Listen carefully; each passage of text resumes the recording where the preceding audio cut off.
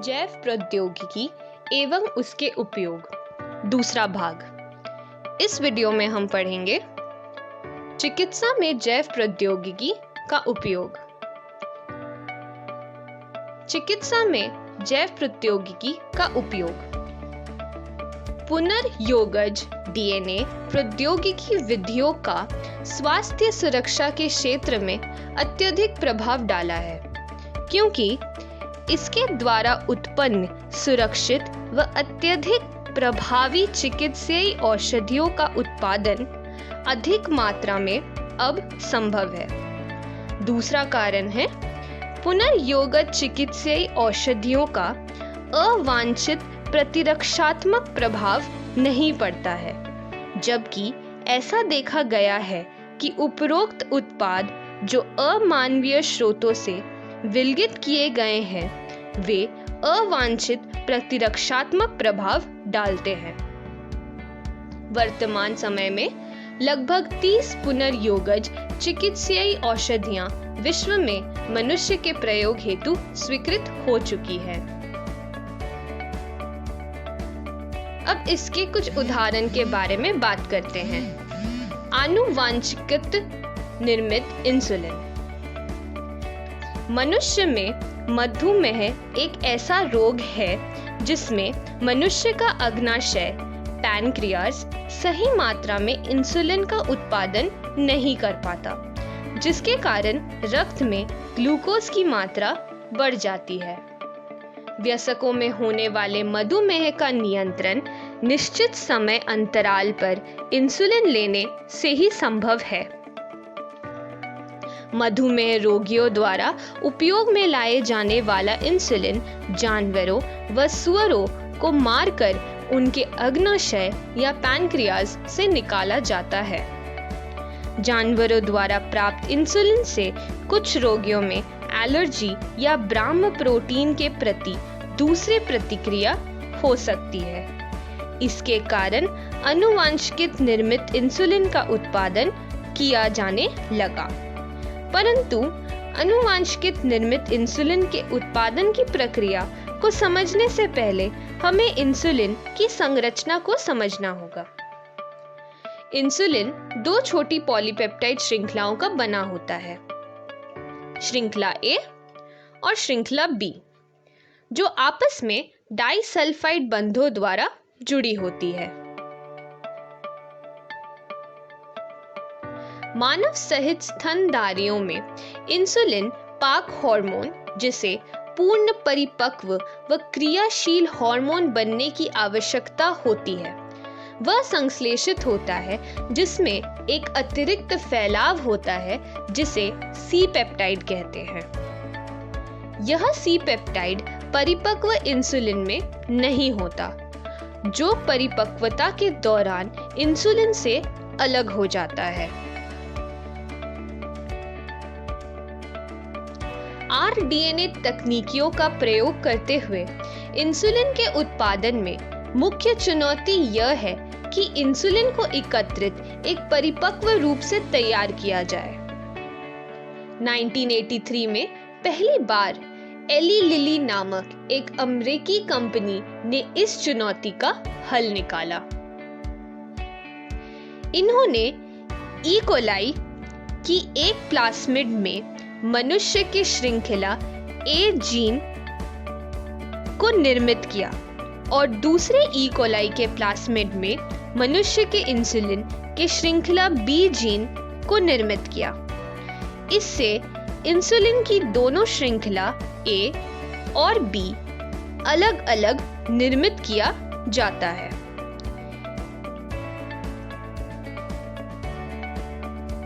इन अलग अलग निर्मित श्रृंखलाओं ए और बी को निकालकर डाइसल्फाइड बॉन्ड द्वारा संयोजित कर मानव इंसुलिन का निर्माण किया जाता है। इस प्रकार एक परिपक्व इंसुलिन का उत्पादन होता है जिसमें सी पेप्टाइड नहीं होता। अब आते हैं दूसरे उदाहरण पे, जीन चिकित्सा। जीन चिकित्सा में उन विधियों का सहयोग लेते हैं जिनके द्वारा किसी बच्चे या भ्रूण में चिन्हित किए गए जीन दोषों का सुधार किया जाता है। उसमें रोग के उपचार हेतु जीन को व्यक्ति की कोशिकाओं या ऊतकों में प्रवेश कराया जाता है। आनुवंशिक दोष वाली कोशिकाओं के उपचार हेतु सामान्य जीन को व्यक्ति या भ्रूण में स्थानांतरित करते हैं, जो निष्क्रिय जीन क्षतिपूर्ति कर उसके कार्यों को संपन्न करते हैं। जीन चिकित्सा का पहला प्रयोग वर्ष 1990 में एक 4 वर्षीय लड़की में एडिनोसिन डीएमिनेज या एडीए की कमी, जिसे हम एडीए डेफिशिएंसी भी कहते हैं, को दूर करने के लिए किया गया था। यह एंजाइम प्रतिरक्षा तंत्र के कार्य के लिए अति आवश्यक होता है। इस रोग में एडीए जीन नहीं होता। एडिनोसिन डीएमिनेज एडीए की कमी से एससीआईडी होता है। कुछ बच्चों में एडीए की कमी का उपचार अस्थि मज्जा के प्रत्यारोपण या एंजाइम प्रतिस्थापन चिकित्सा, जिसमें सुई द्वारा रोगी को सक्रिय एडीए दिया जाता है, इस तरह इसका उपचार किया जा सकता है। परंतु उपरोक्त दोनों विधियों में यह कमी है कि यह पूर्णतः रोगजनक नहीं है। इसीलिए जीन चिकित्सा हमारे लिए बहुत लाभदायक है।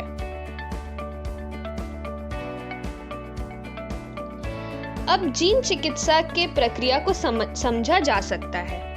जीन चिकित्सा में सर्वप्रथम रोगी के रक्त से लसिकाणु को निकालकर शरीर से बाहर संवर्धन किया जाता है। सक्रिय एडीए का cDNA पश्च विषाणु संवाहक का प्रयोगकार लसिकाणु में प्रवेश कराकर अंत में रोगी के शरीर में वापस कर दिया जाता है। यह जीन चिकित्सा की प्रक्रिया है।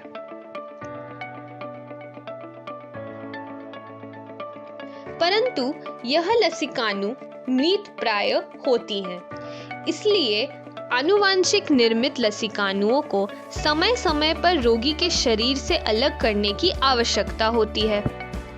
यदि मज्जा कोशिकाओं में विलगित अच्छे जीनों को प्रारंभिक भ्रूणीय अवस्था की कोशिकाओं से उत्पादित एडीए में प्रवेश करा दिया जाए तो यह एक स्थायी उपचार हो सकता है। अब हम आते हैं तीसरे उदाहरण पे, आणविक निदान। रोग के प्रारंभिक पहचान व उसके रोग क्रिया विज्ञान को समझना अति आवश्यक है। उपचार की परंपरागत विधियां जैसे सीरम व मूत्र विश्लेषण आदि का प्रयोग करते हुए रोग को प्रारंभ में पता लगाना संभव नहीं है। इसलिए आणविक निदान से रोग को प्रारंभिक पहचान की जा सकती है और वर्तमान में यह तकनीक एक महत्वपूर्ण भूमिका निभा रही है।